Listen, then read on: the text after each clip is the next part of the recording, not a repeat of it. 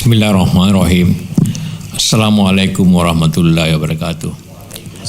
Alhamdulillah wa syukurillah, pada malam hari yang berbahagia ini tadi disampaikan sama Ustaz bahwa kita akan bersilaturahim secara bersama-sama sambil bersama-sama mendengarkan tausiah atau ceramah dari Ustaz Abdul Samad yang secara fisik sudah lama tidak bertemu, tapi walaupun tiap malam bisa ketemu di YouTube. Ya. Karena itulah di samping itu juga seperti disampaikan ya, kebetulan aja saya dengan istri 50 tahun, 53 tahun, setengah abad lebih. Semuanya tidak pernah dirayakan kecuali satu kali waktu 50, Ustaz. Selebihnya selalu lupa.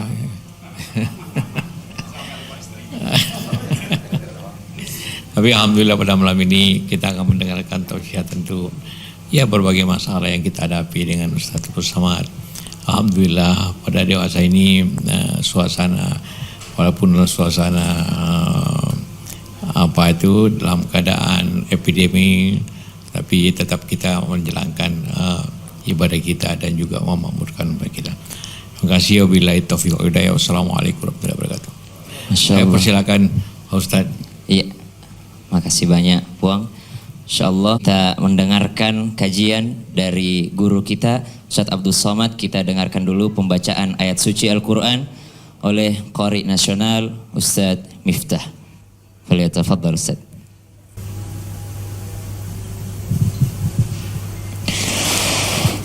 أعوذ بالله من الشيطان الرجيم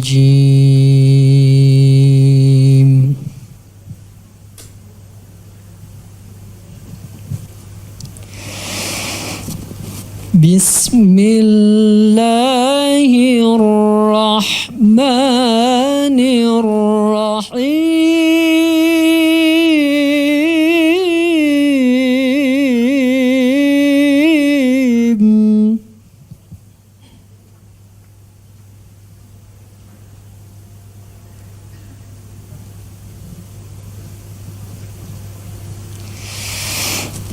وإذ تأذن ربكم لئن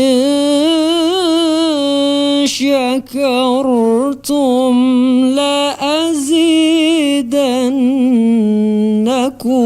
ولئن كفرتم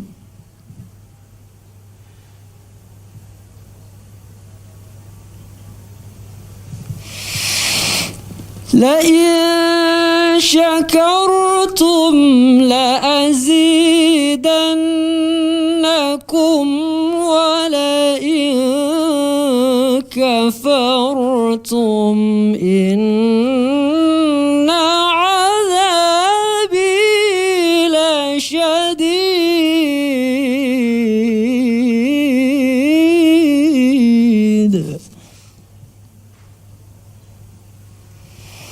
بسم الله الرحمن الرحيم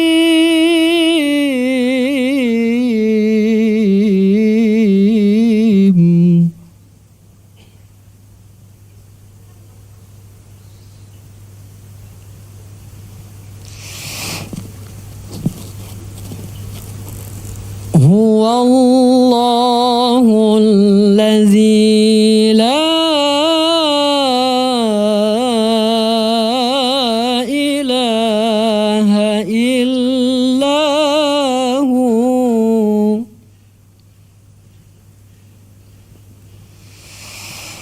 هو الله الذي لا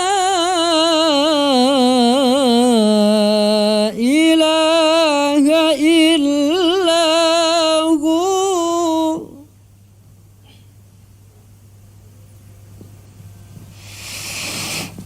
عالم الغيب والشهادة هو الرحمن الرحيم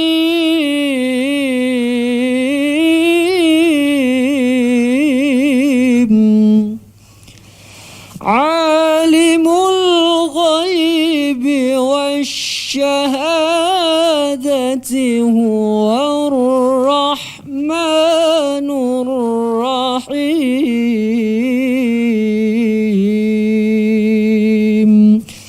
صدق الله العظيم صدق الله العظيم السلام عليكم ورحمة الله وبركاته Bismillahirrahmanirrahim. Assalamualaikum warahmatullahi wabarakatuh. Kullu amrin dzibalin, semua amal yang baik, walam yubda bihamdillah, kalau tidak dimulai dengan alhamdulillah fahuwa aqta, maka amal itu putus, tidak bisa dibawa sebagai bekal menghadap Allah. Maka saya awali dengan alhamdulillahi rabbil alamin. Setiap majlis kalau tidak disebut namanya, maka majlis itu menjadi antanajifah, majlis bangkai, busuk dan berbau. Maka saya sebut namanya Allahumma salli ala Sayyidina Muhammad wa ala ali Sayyidina Muhammad. Kami duduk satu meja. Bukan berarti saya minta meja Anda.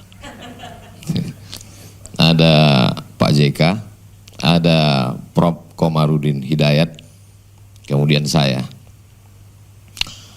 Saat itu kalaulah mereka ini mempertahankan egonya masing-masing, Pak JK mempertahankan bahwa saya sahibul bait, lalu kemudian beliau pakai bahasa Makassar. Saya cuma siapkan satu peluru, agak kareba, tak ada yang lain.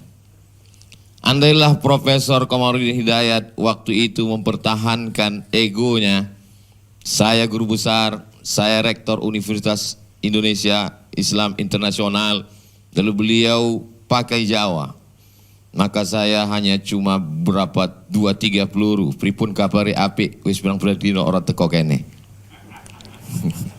Tapi kemudian mereka berdua mengalah. Pak JK tidak bawa Makassar, Sulawesi, Prof juga tidak membawa Pulau Jawa. Mereka berdua pakai bahasa saya, bahasa Melayu, yang menjadi cikal bakal bahasa Indonesia. Akhirnya suasana pun menjadi cair, kami bisa bicara panjang lebar. Artinya apa? Kita bisa bersama lama kalau mengalah. Saya pun sebenarnya berdiri di sini dalam rangka mengalah juga. Karena kalau saya di dalam, yang di luar tidak akan komplain.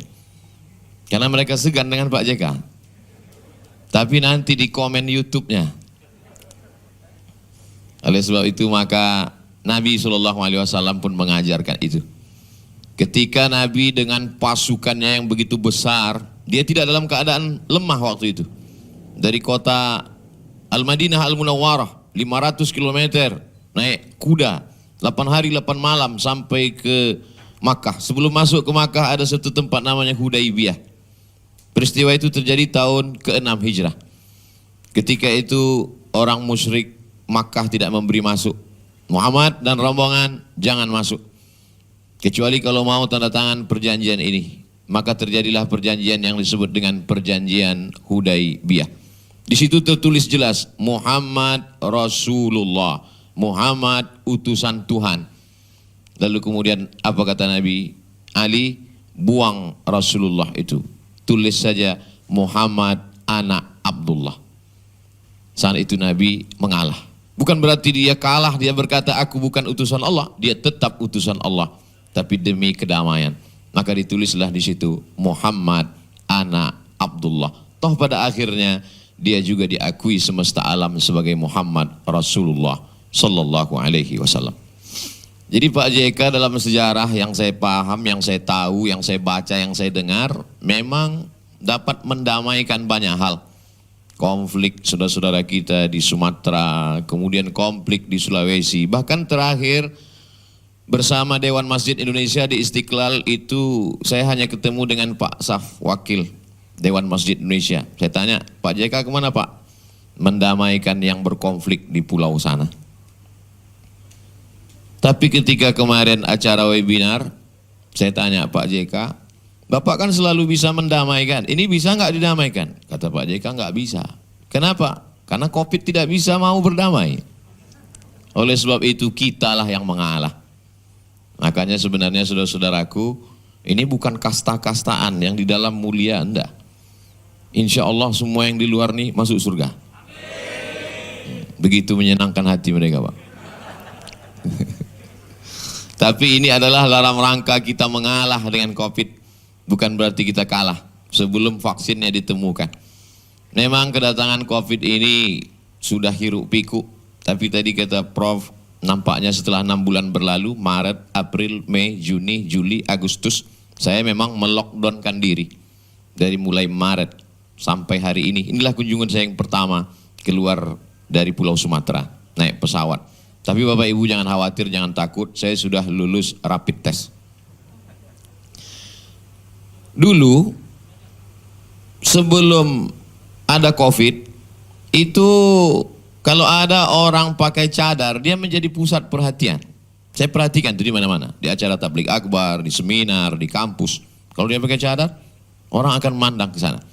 Sekarang sudah mulai beralih. Siapa yang tidak pakai cadar, malah itu yang diperhatikan. Beralih suasana. Dulu, kita mengenali orang itu cukup dari paras, dari jauh sudah kenal. Sekarang mata kita mesti betul-betul tajam. Kita mesti bisa mengenali orang setengah wajah. Kalau tidak kita akan tersalah dan terkeliru. Dan itu pengalaman saya pribadi. Beberapa kali saya tidak disalami orang. Tidak ditegur orang. Setelah saya buka baru, Ustadz katanya. Alhamdulillah saya tidak terkena jebakan-jebakan Batman itu tadi. Beberapa tamu saya kenali dengan baik. Dulu kita punya acara, acara yang lama, mengenal wajah. Ditampilkan wajah seperempat, setengah, sepertiga. Masih ingat acaranya? Saya lupa, maka saya tanya. Dulu ada orang yang begitu hebat menyebut diri adik kuasa. Tapi begitu dia datang, semua luluh lantak. Yang adik kuasa menjadi tidak punya kuasa. Betapa korban-korban berjatuhan. Karena memang COVID ini tidak bisa lagi membedakan siapapun orangnya, status sosialnya, agamanya. Dari yang kaya raya, penguasa sampai rakyat jelata. Kalau dia tidak mengalah dengan cuci tangan. Dulu kita diajarkan setiap cuci tangan itu makan. Sekarang kadang beberapa kali cuci tangan tidak makan-makan. Oleh sebab itu memang kita memang betul-betul disadarkan. Ada efek negatif, ada efek positif. Tapi yang paling bisa bertahan dalam menghadapi ini adalah orang yang bisa beradaptasi. Atau kalau tidak tepat kata adaptasi, yang bisa menyesuaikan diri. Maka sebagai pedagang yang sebelumnya dia memasarkannya secara offline, sekarang sudah bisa melalui online. Saya kira Pak JK juga memberikan semangat kepada saya di awal-awal ketika kita ketemu dengan online. Kata beliau, Ustaz Abdul Somad kalau pengajian di masjid paling yang mendengar 1.000, 2.000, 5.000, 10.000. Atau di Tanah Lapang, GLBK 100.000, tabligh akbar. Tapi kalau Ustadz share melalui YouTube, melalui online, itu yang nonton bisa jutaan, kata Pak JK. Saya anggap satu sisi itu motivasi buat saya. Tapi di sisi lain itu juga saya kira jadi bahan untuk saya men-share ke masyarakat. Ini kata Pak JK nih, jangan lupa subscribe, like, and share.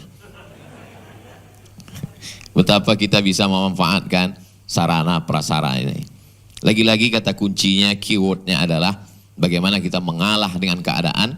Bukan berarti kita kalah, mundur selangkah untuk bisa maju memperoleh kemenangan beberapa langkah. Mudah-mudahan negeri ini adalah negeri yang bisa dipersatukan menjadi negeri yang besar karena orang-orang berjiwa besar lagi-lagi mengalah. 1297. Angka 1297 begitu yang tertulis di batu nisan seorang laki-laki namanya Merah Selu. Dari nama itu bukan Arab, bukan Islam. Merah Selu. Suatu malam dia bermimpi.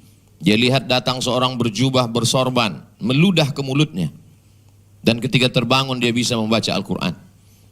Dia tanya kepada tokoh agama di situ, siapakah orang yang kulihat bentuknya begini tadi malam? Kata ulama di situ berkata, itulah Muhammad sallallahu alaihi wasallam. Maka namanya berubah menjadi Al-Malikus Saleh. Al-Malik artinya raja, soleh orang yang soleh, raja yang soleh. Tapi karena sejarawan kita tidak terlalu memperhatikan tajwid, ditulislah di buku sejarah Malikul Saleh. Ya nggak apa-apalah. Toh kalau dia belajar nahwu sharaf, mantik, balaghah, ma'ani bayan, insya Allah akan lurus. Al-Malikus Saleh. Meninggal 1297. Dia punya anak namanya Al-Malikus Zahir. Ditulis dalam buku sejarah kita Malikul Zahir. Seorang raja yang nyata punya kekuatan. Pada masa Malikus Zahir lah datang seorang explorer dari negeri yang sangat jauh. Negeri itu disebut dengan Maghrib, diambil dari kata huruf. Huruf artinya tenggelamnya matahari.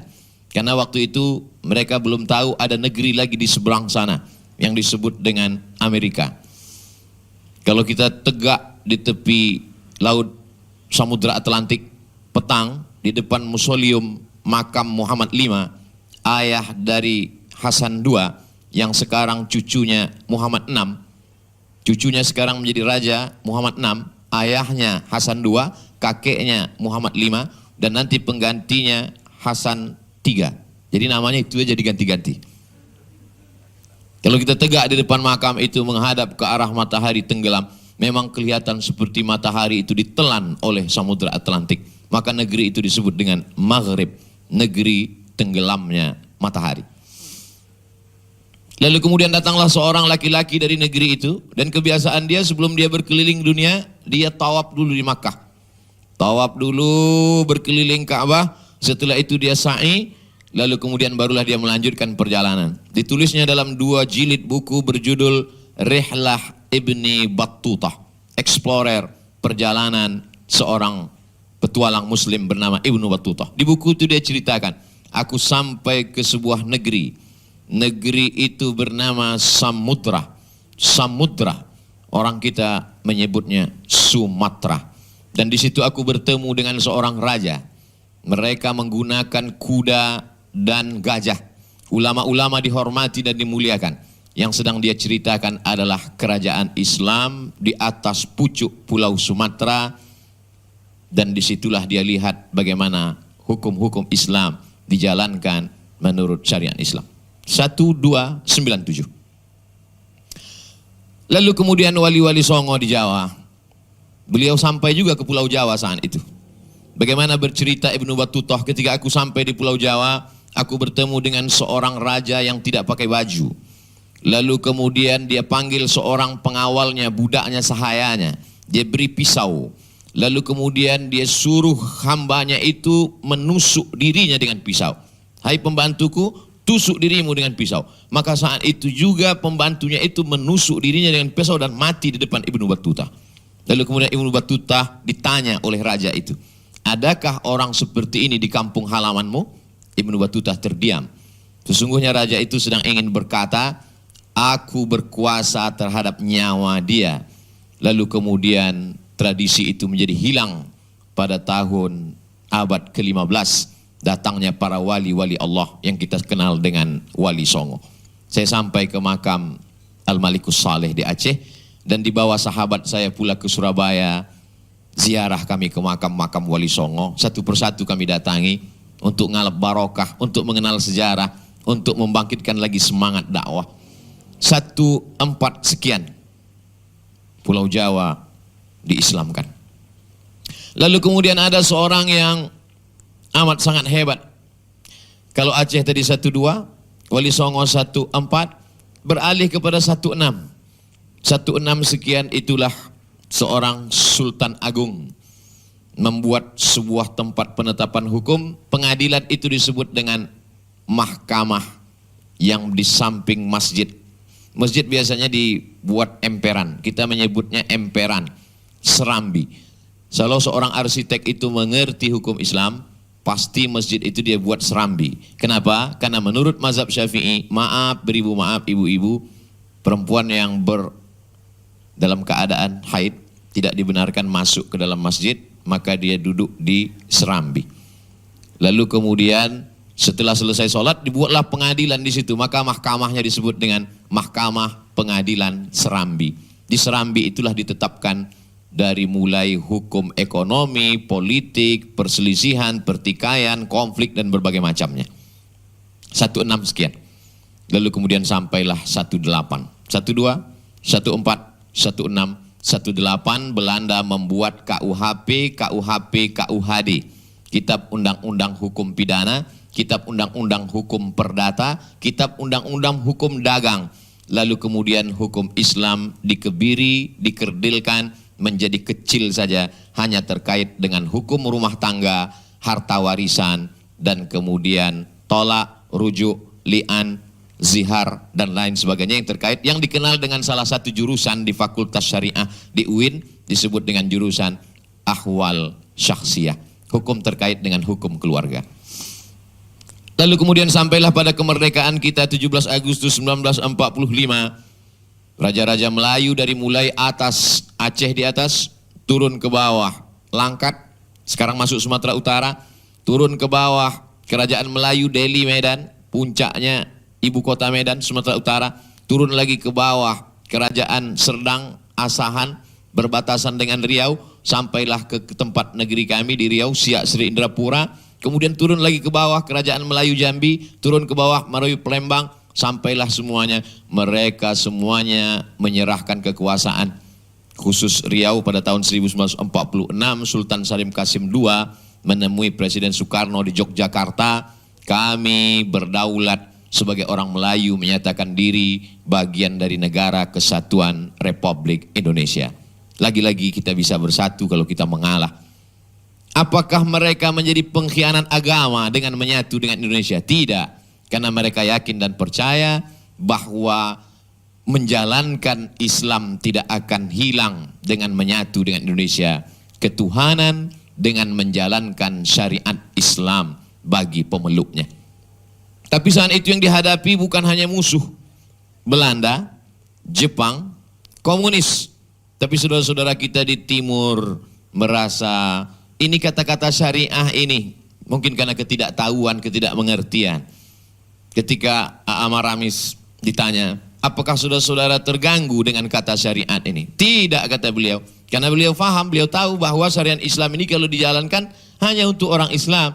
Dan Islam ini tidak akan menganiaya saudara-saudaraku yang lain. Wa ma arsalnaka illa rahmatan, menjadi rahmat bagi semesta alam. Tapi kemudian demi untuk persatuan lagi-lagi mengalah. Maka datanglah para ulama menemui Hadratus Syekh Hasyim Asy'ari di Tebu Ireng. Karena kesana satu anak beliau, Hadratus Syekh Wahid Hasyim, merupakan salah satu perumusnya. Maka dimintalah pendapat kepada Mbah Hasyim waktu itu. Setelah beliau puasa sunat, beliau tahajud, beliau berdoa, lalu beliau katakan, tidak bertentangan antara ini dengan ajaran syariat Islam, maka finalnya adalah ketuhanan yang Maha Esa. Toh dengan ketuhanan yang Maha Esa pun kita tetap bisa menjalankan agama kita. 5 rukun Islam tidak akan terhalang, terkendala. Orang tidak dilarang untuk bersyahadat karena dijamin dengan Undang-Undang Dasar 1945 pasal 29 ayat 1 dan ayat 2. Lalu kemudian tentang keadilan, i'dilu huwa aqrabu littaqwa. Lalu kemudian tentang persatuan, wa'tasimu bihablillahi jami'an wa la tafarraqu, persatuan Indonesia. Lalu tentang musyawarah, wa amruhum syura bainahum, putuskanlah segala sesuatu dengan musyawarah. Lalu kemudian tentang keadilan sosial bagi seluruh rakyat Indonesia. Maka sesungguhnya nilai-nilai yang mengisi dari poin-poin itu adalah umat Islam. Lagi-lagi umat Islam yang mayoritas, karena kita berjiwa besar, maka kita bisa bersama sampai hari ini 17 Agustus 1945. Mungkin ada yang terlintas di pikirannya, ini peringatan 17 Agustus atau ke-53 tahun Pak JK dan Ibu. Saya datang ke rumah Pak JK, Ibu beserta anak cucu keluarga besar beliau adalah untuk bersilaturahim. Beberapa tahun yang lalu saya datang ke kediaman beliau ketika saya jadi khotib Jumat di Masjid Sunda Kelapa. Setelah itu kami berjalan pakai payung, diiringi hujan rintik-rintik sampai ke rumah beliau. Hari Jumat juga, tidak pernah kami setting. Waktu itu saya khutbah Jumat. Dan ini pula malam Jumat. Betapa pertemuan kita mungkin sudah tertulis di Lauhil Mahfuz. Karena tidak ada yang luput dari kuasa Allah Subhanahu wa Ta'ala. Yang pertama diciptakan Allah qalam. Allah bersumpah dalam Al-Quran demi qalam. Nun wal qalami wa ma yasturun. Lalu kemudian kata Allah, ya qalam uktub, tulislah. maka tertulis di situ langkah, rezeki, pertemuan, maut. Sebagian wali-wali Allah bisa menilik, mengeker, meneropong, mengintip itu karena kasyaf. Dalam tasawuf kasyaf, tersingkapnya tirai. Saya tidak tahu apa yang ada di sebalik sana, tapi begitu tirai disingkapkan kelihatan. Oleh sebab itu, kenapa Islam penyebarannya luar biasa di Nusantara? Karena ulama-ulama tasawuf bisa menggantikan posisi dukun, penasehat-penasehat raja-raja. Waktu itu raja-raja dinasehati oleh para dukun-dukun, ahli-ahli peramal-peramal, dengan persahabatan mereka dengan jin dan setan. Lalu kemudian ketika datang ulama, ulama menggantikan posisi itu, maka digantikanlah mantra-mantra dengan doa-doa, ramalan-ramalan digantikan dengan kasyaf mereka, karena munajat zikir mereka kepada Allah Subhanahu wa Ta'ala. Oleh sebab itu proses islamisasi kita tidak berdarah-darah, tidak dengan pedang, tapi dengan pendekatan local wisdom. Lagi-lagi ulama dulu. Kalaulah ulama dulu tidak mengalah, mereka mempertahankan, maka datanglah Sunan Kalijogo. Dia tidak bersorban, dia pakai belangkon. Lalu kemudian dia buatlah syair-syair. Dia tahu orang di Pulau Jawa suka lagu-lagu. Bahkan sampai sekarang pun kami di Pekanbaru selesai azan itu langsung saja sholat qobliyah. Tapi kalau saya di perkampungan saudara-saudara kita yang dari Pulau Jawa, itu ada solawatan-solawatan. Karena kalau saya bawa rombongan jamaah sahabat-sahabat, mereka nanya, itu apa tuh Pak Ustadz kok nyanyi-nyanyi? Itulah dakwah Wali Songo dulu. Mereka punya darah seni yang luar biasa.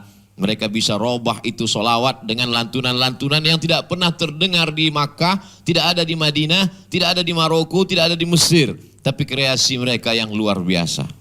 Salatullah, salamullah, ala taha rasulillah. Salatullah, salamullah, ala yasin habibillah. Tawassalna bismillah wa bil hadi rasulillah wa kulli mujahidin lillah bi ahlil badri ya Allah. Kalau diperhatikan irama itu, tak pernah telinga saya mendengar itu di Mesir, tidak pernah saya dengar itu di Maroko. Tapi kreasi mereka yang luar biasa, bisa mereka masukkan lokal sehingga menjadi sesuatu. Dan Islam tidak pernah melarang itu. Ada sebagian orang menyalahkan memasukkan irama itu ke dalam sholawat. Saya termasuk yang tidak mengerti, beda dengan Adinda Qori kita, juara 1 internasional di Maroko. Kalau dikumpulkan orang semua di dunia ini, beliau juara 1. Andai ada musabaqah dunia akhirat, mungkin juara 1 juga. Beliau mengerti ada yang indah. Ada sesuatu yang indah yang dimasukkan dalam Al-Quran. Ada namanya irama bayati, soba, sika, nahawan, jaharka, ras. Jadi Islam itu begitu lentur, begitu terbuka menerima hasil cipta karya karsa manusia. Lagi-lagi mengalah. Kalaulah tidak mengalah, maka bunyi Fatihah itu seram sekali. Bismillahirrahmanirrahim. Alhamdulillahirabbil alamin. Tapi begitu Ustadz Nur mengalah, dimasukkannya irama. Bismillahirrahmanirrahim. Alhamdulillahi rabbil alamin. Jangan samakan suara saya dengan beliau. Saudaraku yang dimuliakan Allah Subhanahu wa Ta'ala. Oleh sebab itu maka kedatangan Islam adalah dia tidak membuat kita merubah dari Melayu menjadi orang lain, jadi orang Makassar menjadi orang lain, dari orang Jawa menjadi orang lain. Dia hanya merubah kita dari menyembah pokok kayu, menyembah binatang, menyembah batu, kepada menyembah Allah Subhanahu wa Ta'ala. Dari hamba uang, hamba harta, hamba kuasa, hamba manusia, menjadi hamba Allah. Saya tetaplah menjadi orang Melayu. Saya tetap pakai batik, saya tetap pakai peci. Tapi saya tidak menyalahkan saudara saya yang pakai jubah, yang pakai sarung, pakai apapun. Karena kita mengerti ada skala prioritas. Orang ketika baru belajar dia tidak bisa membedakan mana rukun, mana syarat, mana wajib, mana sunat. Akhirnya kacau balau. Ustaz Somad, ini saya sholat pakai masker, ini sah atau tidak sah? Karena saya belajar dari kecil kalau sujud itu kening sama hidung mesti menyentuh lantai. Nah, apakah menyentuhkan hidung ke lantai itu rukun, syarat, wajib? Tidak. Dia sunat, itu pun kalau mampu. Kita memang di Asia Tenggara agak sulit menempelkan hidung ke lantai ini. Karena jaraknya yang begitu jauh. Tapi kalau mampu, dari aspek kesehatan pun ternyata kalau kita lama bersujud itu apalagi sampai menarik napas, ternyata paru-paru kita sehat, baik. Bukan kata saya, kata dokter. Ini tak bisa saya jelaskan terlalu panjang lebar. Karena kata pepatah Arab, man takallama fi ghairi fadnihi atabil ajaib. Siapa yang ngomong bukan pada bidangnya, ngomongnya ajaib-ajaib. Oleh sebab itu kita menikmati sujud yang lama. Tapi bahwa kemudian pada saat ini kita pakai masker, tertutup hidung kita, tertutup mulut kita, maka dia bukan rukun, bukan syarat, bukan wajib. Begitu juga ketika berjarak sop kita. Apakah menempelkan kaki dengan kaki rapat itu rukun, syarat, dan wajib? Bukan. Kalau pada saat normal saja dia bukan syarat, bukan rukun, bukan wajib, maka sesungguhnya pada saat pandemi, pada saat penyebaran wabah, hanya saja menghadapi ini kan kadang orang bukan mencari kebenaran, tapi mengambil agama sebagai pembenaran. Kenapa kamu nggak ke masjid? Sop mesti rapat Pak Ustadz. Sekarang di masjid-masjid itu tidak rapat, maka saya tak ke masjid. Padahal sebelum Covid pun memang nggak ke masjid. Oleh sebab itu maka disitulah diperlukan suatu ketulusan yang luar biasa. Jadi ada akal yang diciptakan Allah Subhanahu wa taala. Karena Al-Qur'an itu terbatas pada 30 juz. Hadis-hadis Nabi dalam Sahih Bukhari 7.275 hadis. Yang lebih besar daripada itu Musnad Ahmad bin Hanbal meninggal tahun 241 Hijrah. Tergantung cara menghitungnya, sebagian mengatakan 30.000 hadis. Kitab yang paling besar. 9 kitab hadis Ahlu Sunnah wa Jamaah, Sahih Bukhari, Sahih Muslim, Sunan Abi Daud, Sunan Tirmidzi, Sunan Nasai, Sunan Ibnu Majah, Sunan Ad-Darimi, Musnad Ahmad bin Hanbal, Muwatta' Malik, di samping kitab-kitab yang lain. Maka sesungguhnya itu adalah teks. Kita bagaimana berinteraksi dengan teks. Karena kalau orang tidak memasukkan akal ke dalam memahami teks, wah itu sulit sekali. Dalam hadis ada disebut begini.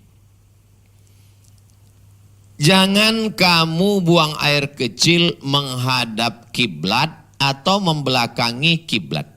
Jadi kalau buat WC, arsitek buat WC, jangan menghadap kiblat. Jangan membelakangi kiblat. Walakin syarriqu wa gharribu. Tapi menghadaplah kamu ke timur atau ke barat. Begitu bunyi hadisnya. Saya ulang sekali lagi. Buang air besar, buang air kecil, jangan menghadap kiblat. Jangan membelakangi kiblat. Walakin syarriqu wa gharribu. Tapi menghadaplah kamu ke timur dan ke barat. Menghadap ke timur. Menghadap ke barat. Hadis ini membingungkan. Orang yang tidak mengerti mengatakan ini hadis palsu. Itu cara cepat supaya jangan ditanya orang. Padahal hadis itu sahih. Tapi kalau digunakan akal agak sedikit saja. Sebetulnya konteks hadis itu kan di kota Madinah. Makkah selatan. Madinah utara. Maka jangan kamu menghadap ke selatan, jangan menghadap ke utara, tapi menghadaplah ke timur dan ke barat. Jadi konteks hadis itu di kota Madinah. Ketika dipakai untuk di Indonesia tidak sesuai karena posisi kita berada bingung jamaah. Timur barat apa? Oleh sebab itu maka sesungguhnya Allah Ta'ala menciptakan satu alat untuk memahami teks.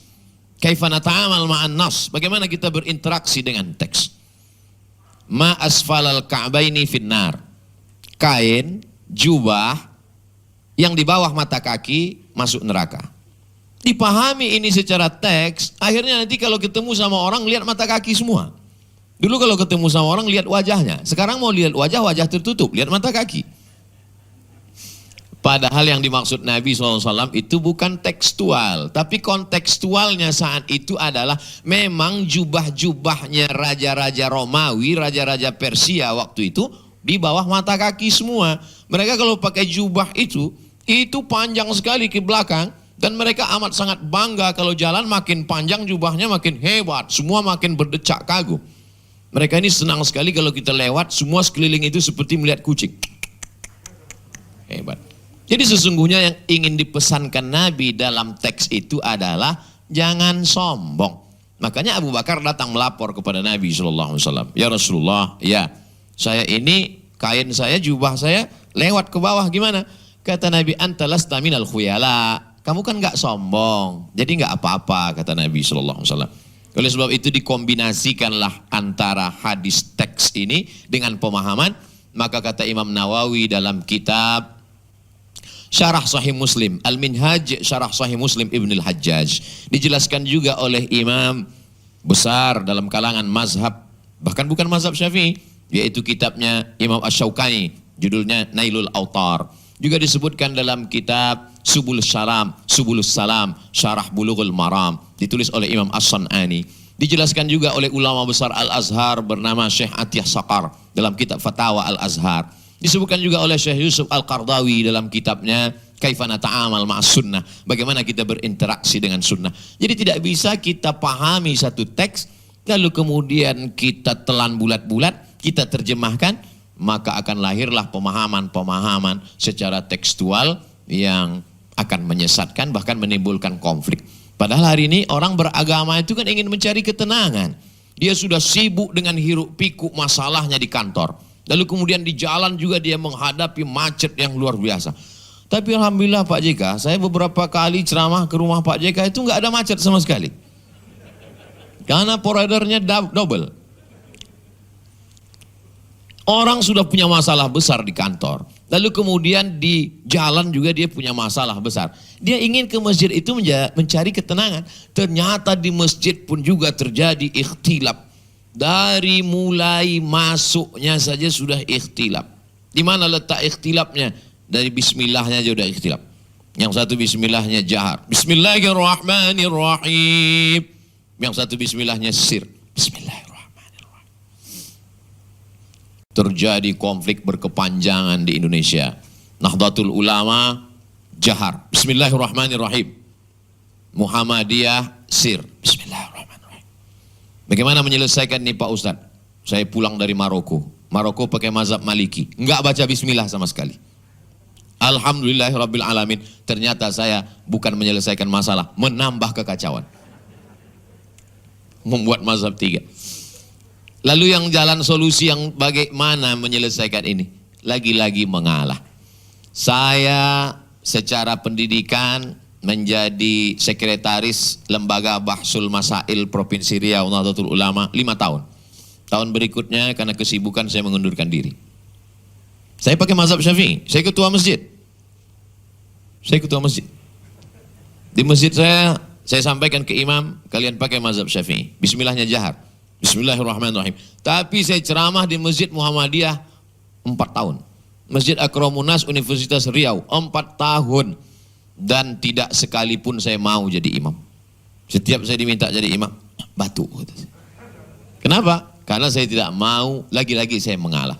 Banyak juga orang menduga, ini Ustaz Somad ini nggak mau jadi imam karena suaranya nggak bagus. Bagus, carilah di YouTube, banyak saya mau jadi imam. Mengalah. Bukan berarti salah, mengalah. Bukan berarti kita tidak punya pendirian.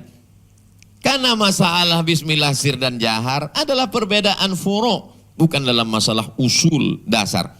Ada saatnya kita menjadi orang yang amat sangat tegas. Tapi ada saatnya pula kita menjadi orang yang amat sangat lentur. Saya termasuk pengagum Haji Abdul Malik Karim Amrullah. Bagaimana ketegaran beliau mempertahankan prinsip, tapi di saat yang sama juga beliau orang yang sangat lunak. Kita tahu ormas organisasi beliau Muhammadiyah. Dan ketika beliau menjadi imam besar di Masjid Al-Azhar, kebetulan waktu imamnya adalah Syekh Abdullah Syafi'i. Bermazhab Syafi'i, kiai besar, orang Betawi di Jakarta. Dan ketika beliau tahu bahwa ada Kiai Abdullah Syafi'i yang akan datang hari itu bertamu, apa kata Buya Hamka? Buat azan hari ini 2 kali. Kenapa? Karena dia tahu orang mazhab Syafi'i menghormati, mundur, mengalah demi untuk persatuan. Dan ketika Buya Hamka bertamu ke tarekat Qadiriyah wan Naqsabandiyah, Abah Anom di Suryalaya, dipasangkanlah khirqah. Khirqah adalah pakaian dalam tarekat tasawuf. Buya Hamka memakai khirqah. Lalu kemudian diberikan zikir-zikir talqin. Beliau memakai. Beliau menulis tafsir Al-Azhar. Tapi kajian yang beliau buka di Masjid Al-Azhar bukan kajian tafsir. Yang beliau buka adalah kajian tasawuf modern. Karena dalam fikih kita boleh berbeda. Dalam akidah mungkin ada hal-hal furuk yang kita berbeda. Tapi dalam masalah tasawuf, dalam masalah hati, dalam masalah ikhlas, dalam masalah ridha, dalam masalah tawakal, dalam masalah tazkiyatun nafs, di situ ada titik-titik pertemuan, ada titik-titik persamaan. Oleh sebab itu, maka kita mengambil ini sebagai sebuah apa? Sebagai sebuah rumus, sebagai sebuah formula, sebagai sebuah model. Insya Allah. Yang sulit ini kan sebetulnya bukan menjinakkan buaya. Menjinakkan buaya ini senang. Yang sulit itu adalah menjinakkan pawang-pawang buaya. Kalau pawang-pawang ini sudah dijinakkan, yang lain itu. Di situ kelebihan Pak JK. Pak JK bisa menjinakkan pawang-pawang ini. Kalau pawang-pawang itu sudah jinak, yang lain itu sudah bisa selesai masalah. Jadi tidak heran kalau Pak JK dan Ibu sampai malam ini saya ucapkan selamat ulang tahun yang ke-53 tahun. Pak JK masih 53 kata orang. 53 berdua dengan ibu. Semoga berkah selalu sampai anak cucu beliau dijadikan Allah anak-anak yang soleh dan solehah. Selama perkenalan saya dengan beliau, yang saya fahami adalah yang baik-baik saja. Bahkan ada satu kasus besar yang menimpa saya, yang saya alami. Tapi beliau tidak pernah kontak saya, tidak pula ada staf beliau yang ngasih tahu ke saya, orang lain yang ngasih tahu. Itu selesai karena Pak JK itu Ustaz Somad. Dan saya tak pernah tanya. Mungkin beliau beramal, dia ingin ikhlaskan Allah Subhanahu wa taala. Pada titik keikhlasan itulah sebenarnya kita bertemu. Dalam sebuah undangan ceramah dari Kairo menuju India, maka Syekh Abdul Halim Mahmud bersorban, berjubah, berjenggot panjang, mursyid tarekat Syaziliyah, tapi gelar PhD Doctor of Filosofinya dari Sorbonne, Prancis. Beliau meneliti tentang Imam Al-Haris Al-Muhasibi. Dan dosen pembimbingnya adalah seorang orientalis. Tapi tidak merubah keyakinan imannya kepada Allah Subhanahu wa taala. Lalu kemudian ketika beliau diundang ceramah dari Kairo menuju India, di pesawat itu beliau menulis buku. Beliau nulis sampai di India jadi satu buku. Itulah buku berjudul Alhamdulillah Hazihi Hayati. Alhamdulillah Hazihi Hayati. Harap jangan kaitkan Hayati dengan Zainuddin. Alhamdulillah Hazihi Hayati, inilah kehidupanku. Autobiografi perjalanan Grand Syekh Al-Azhar Abdul Halim Mahmud. Saya baca buku itu, saya beli waktu di Kairo. Kata Syekh Abdul Halim Mahmud, ada 3 aliran dalam Islam yang tidak pernah bertemu. Pertama, aliran Nassiyun, kalangan tekstualis. Mereka hanya berpegang kepada teks. Ar-Rahman alal arsyistawa, Allah bersemayam di atas aras. Enggak boleh ditakwilkan. Allah di atas aras, memang betul-betul di atas aras. Sedangkan kalangan Imam Abul Hasan Al-Asy'ari, mereka mentakwil itu karena bagi mereka khawatir ini akan terjerumus ke dalam mujassimah, musyabbihah, tasbih, menyeramakan Allah, menyamakan, mempersamakan, menyerupakan Allah dengan makhluk. Fisikalisasi Tuhan. Maka mereka mentakwilkannya. Mereka katakan artinya isti'la, Allah Maha Kuasa. Kata Syekh Abdul Halim Mahmud ada 3 aliran. Yang pertama Nassiyun, tekstualis. Yang kedua Aqliyun, rasionalis. Tapi ada kalangan yang ketiga. Mereka tidak terlalu berpegang kepada teks, tidak pula terlalu berpegang kepada rasional akal. Mereka berpegang kepada irfaniyun.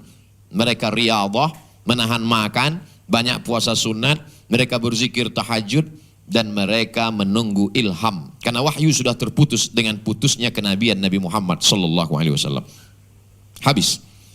3 aliran ini kata Syekh Abdul Halim Mahmud, ada Nassiyun tekstualis, ada irfaniyun yang mengandalkan intuisi ilham, ada akliyun rasionalis. Inilah yang menjadi sengketa panjang sejak dari zaman awal sampai hari ini. Kita lihat dalam sejarah, ada akliyun rasionalis Wasil bin Atha, ada Nassiyun Ahmad bin Hambal, ada akliyun Al-Muhasibi, irfaniyun tasawuf, batin, spiritual. 3 kelompok ini tidak pernah ketemu. Tapi kata Syekh Abdul Halim Mahmud, ada satu stasiun mempertemukan mereka. Mereka akan bertemu pada titik mukhlishina lahuddin. Orang kalau sama-sama ikhlas, maka insya Allah dia akan ketemu. Pak JK, entrepreneur, businessman, politik. Saya dibilang dakwah, kajian keislaman, prop dalam bidang filsafat. tokoh-tokoh masyarakat yang hadir pada malam hari ini. Ada yang tak dapat saya lihat wajahnya, ada yang dapat saya lihat wajahnya, lupa namanya. Lagi-lagi mudah-mudahan mereka memaafkan saya karena tema kita mengalah. Artinya apa? Bahwa Allah Subhanahu wa taala membuat kita bertemu pada beberapa titik-titik stasiun. Maka ketika stasiun itu bertemu kita, maka kata Allah Subhanahu wa taala, "Inna ibadi laisa laka 'alaihim sultan." Hambaku itu kau tak punya kuasa untuk menggoda mereka. Kenapa? Karena keikhlasan menjaga kita. Saya mulai tadi pukul 8, sekarang sudah pukul 8.45. 45 menit saya sudah menyampaikan kata-kata ini. Mengalir begitu saja. Kalau ada yang bertanya, apakah Ustadz rencanakan ini tadi? Tidak. Karena saya tahu datang malam ini silaturahim, ketemu, yang saya siapkan makannya. Tapi rupanya saya, Masya Allah, akan saya catat dalam biografi hidup saya, ulang tahun Pak JK dan Ibu yang ke-53 tahun. Kebetulan saya sedang di Jakarta, habis lockdown PSBB panjang, saya dipertemukan Allah, maka keberkahan luar biasa. Saya tidak menyampaikan nasihat, tidak menyampaikan tausiah, hanya bercerita saja. Kalau ada di antara Bapak Ibu melihat saya, kenapa tidak seperti di YouTube, kenapa cepat sekali, grogi di depan orang-orang besar malam ini. Mudah-mudahan pertemuan kita ini pertemuan yang mendatangkan rahmat dan barokah. La yabruku ahadukum kama yabrukul ibilu. Barokah, yabruku, turun. Kalau kita cari dalam akar bahasa Arab, barokah yabruku, turun. Dikatakan orang barokah. Apa sih barokah itu? La yabruku ahadukum kama yabrukul ibil. Janganlah kamu turun ke bawah seperti turunnya onta. Hadis tentang sujud. Lebih dulu turun lutut dulu atau tapak tangan dulu. Saya tak pernah mempermasalahkan mau turun lutut dulu silakan, mau turun tangan dulu silakan, asal jangan kening dulu. Karena hadisnya memang ikhtilaf antara riwayat Abu Hurairah dengan riwayat satu lagi. Sudah saya bahas tuntas panjang lebar dalam buku 99 tanya jawab sholat. Ustadz ujung-ujungnya jual buku juga. Buku itu bisa di-download gratis PDF. Yang ingin saya mau kutip adalah onta turun itu bahasa Arabnya barokah ya beruku, turun. Saya punya tanah, Prof punya tanah, Pak JK punya tanah, Ustadz Nur punya tanah. Kita punya tanah, petak-petakan dekat. Ustadz punya tanah, Prof punya tanah. Tanah yang paling luas tentu tanah Pak JK. Lalu kemudian datang onta. Onta ini tanpa dikendalikan, gak ada tuannya, dia berhenti di tanah saya. Kenapa di tanah Ustadz? Saya yang cerita. Onta ini berhenti di tanah saya. Ketika onta itu berhenti di tanah saya dapat daging onta, saya dapat kulit onta, saya dapat bulu onta, saya dapat susu onta, saya dapat onta. Apa maknanya? Begitulah barokah. Semua punya tanah, tapi tanahnya nggak berkah. Tanah saya, takut mereka jawab Pak JK. Itu maka disebut berkah. Itu artinya apa? Umur kita boleh sama. Berapa banyak orang yang seumur dengan Pak JK, tapi tidak berkah. Ada keberkahan, ada onta yang turun di situ. Akar katanya, akar kata. Makna lain dari barokah. Kalau kita melihat di gurun pasir, kering kerontang. Kadang kita lihat dari jauh sepertinya ada air. Setelah kita dekati ternyata tidak ada air, fata morgana. Tapi ada memang betul-betul ada air, kolam. Kolam itu disebut dengan birkah. Lagi-lagi 3 huruf. Barokah, birkah, barokah. Kalau sudah ada air di situ, semua yang musafir pasti akan mampir minum di sana. Dan kalau sudah ada air di situ akan tumbuh lumut, akan ada tanam-tanaman, akan ada ikan, akan ada serangga, akan ada makhluk Allah. Semua punya tanah, semua punya gurun pasir, tapi tidak semua punya barakah. Oleh sebab itu ketika ada anak orang lahir, yang kita mintakan untuk anak itu adalah barakah. Barakallahu laka fil mauhub. Ketika kita minta makan, doanya kepada Allah bukan minta kenyang, karena tidak semua kenyang itu barakah. Yang kita minta itu adalah barakah. Allahumma barik lana. Bacanya tadi, bukan sekarang. Dan untuk Pak JK Ibu juga yang kita doakan barakah. Barakallahu lakuma wa baraka alaikuma wa jama'a bainakuma fi khair. 53 tahun sudah ucapan itu diperdengarkan. sampailah malam ini. Semoga Allah senantiasa melimpahkan keberkahan kepada Bapak, Ibu, seluruh keluarga, hadirin hadirat yang berhadir malam ini maupun yang mengikuti program melalui streaming. Jangan lupa subscribe, like, and share. Terima kasih, mohon maaf banyak tutur kata saya tidak tepat. Mungkin pilihan katanya menyinggung perasaan. Saya mohon maaf kepada Pak JK beserta Ibu dan seluruh keluarga hadirin hadirat. Apakah Bapak Ibu memaafkan saya? Udah selesai. Daripada saya cari di akhirat, belum tentu kita ketemu. Saya di VVIP. Doa. Berdoa kan boleh. Apalagi diaminkan oleh jamaah. Terima kasih. Mohon maaf. Wassalamualaikum warahmatullahi wabarakatuh.